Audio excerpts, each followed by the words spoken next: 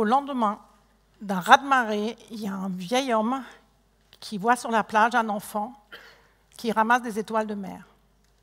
Il s'approche, il dit « Mais enfin, c'est quoi ça? C'est quoi ce manège ?» L'enfant lui explique que si on laisse les étoiles de mer sur la plage, ils vont mourir, parce qu'ils vont dessécher. Donc il le remet à l'eau, une à une. Alors, l'homme lui dit « Enfin, c'est complètement aberrant, il y a des milliers. Qu'est-ce que ça peut bien changer ?» L'enfant regarde l'étoile de mer dans sa main. Et avant que je vous donne la réponse de l'enfant, je vais vous parler de l'annonce. Alors, moi, je suis médecin généticien et j'ai mis en place avec Josué Feingold et Marcela Gargiulo une consultation en place de génétique à la Salpêtrière, un peu particulière. Pourquoi? Parce qu'elle s'adresse à des personnes qui sont à risque pour des maladies qu'ils connaissent.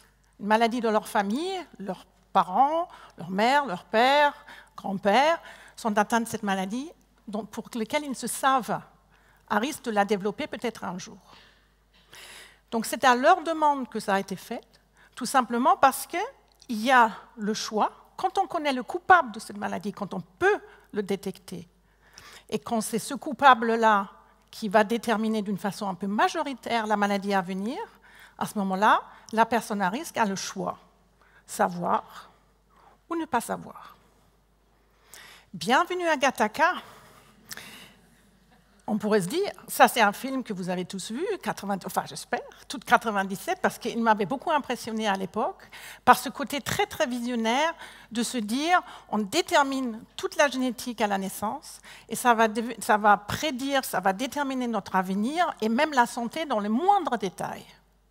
Et bien, dans ce film, évidemment, la société était complètement discriminée. D'un côté, les gens avec leurs gènes un peu laissés au hasard, donc pas d'avenir du tout, et l'autre, avec leurs gènes bien manufacturés, choisis, sélectionnés, et donc avec un avenir radieux.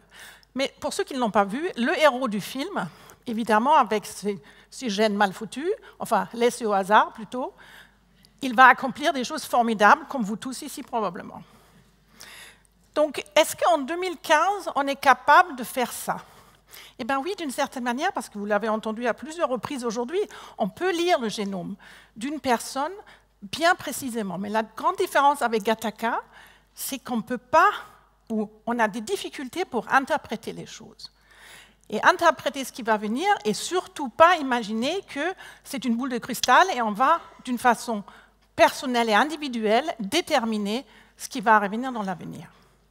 Et ça, c'est un fantasme dont il faut éclaircir les personnes qui viennent en consultation pour leur dire que toute notre ignorance, ça a été dit tout à l'heure, nos incertitudes quant à la maladie, l'expression, à quel moment ça va se venir. Mais qu'est-ce qu'on sait faire donc, pour certaines maladies et pourquoi cette consultation a été créée? Eh bien, parce que dans certaines maladies, rares, certes, on connaît le coupable, on peut le détecter, et la personne peut choisir s'il veut savoir ou pas. Alors, de quelle maladie s'agit-il finalement, quand on y pense? Eh bien, pour le domaine qui me concerne, qui est la neurogénétique, le chef de file de ces maladies-là, c'est la maladie de Huntington. Pourquoi? Parce que le gène responsable d'une grande majorité des formes qui cliniquement se présentent comme une maladie de Huntington, ça a été découvert en 1992, donc il y a longtemps, et on pouvait, à la demande des personnes, donc détecter s'il y avait ou pas la mutation présente chez la personne. Mais il y a d'autres maladies. Aujourd'hui, on connaît des formes familiales, certaines formes familiales de maladies d'Alzheimer, des scléroses latérales amyotrophiques, de Creutzfeldt-Jakob, d'autres maladies où, dans certaines formes familiales rares, on connaît le coupable. Et ce coupable ne va pas juste participer à la survenue de la maladie, mais il va majoritairement déterminer quand ça va arriver. Alors, comment ça se passe en consultation finalement? C'est une consultation qui est pluridisciplinaire et associe les généticiens, des psychologues, des conseillers en génétique et des psychiatres. Et la question qui est posée, ce n'est pas évaluer la motivation de la personne, mais plutôt de les accompagner à travers leur démarche et de déterminer avec eux, et c'est vraiment le rôle là des psychologues, de déterminer le bon timing, le bon moment auquel ils veulent le savoir et comment ils le veulent le savoir. Et les psychologues, dans cette consultation, c'est vrai, ils ne sont pas là pour mettre un tampon là, oui, apte à faire le test, mais plutôt de se dire, mais si le résultat est défavorable, si on est porteur, qu'est-ce qu'on fait? Comment on va vivre ça? À qui on va le dire? Quelle information on doit assimiler, etc. Donc la question aujourd'hui, c'est, en tout cas pour moi, 20 ans après, la question c'est pourquoi on ne peut pas proposer une prévention pour ces maladies que je connais? Dans d'autres domaines, comme l'oncogénétique, cardiogénétique, on peut mettre en place une surveillance au moment où on sait que la personne est porteuse. Dans les maladies que je connais, pour le moment, la prévention reste très pauvre.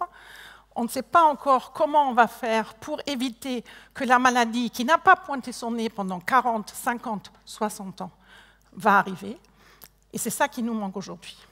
Donc un monsieur en consultation m'a dit un jour, on est dans un gap. Madame Dure, je suis née trop tôt. Vous pouvez m'annoncer la maladie de ma mère et vous ne pouvez rien faire pour qu'elle n'arrive pas.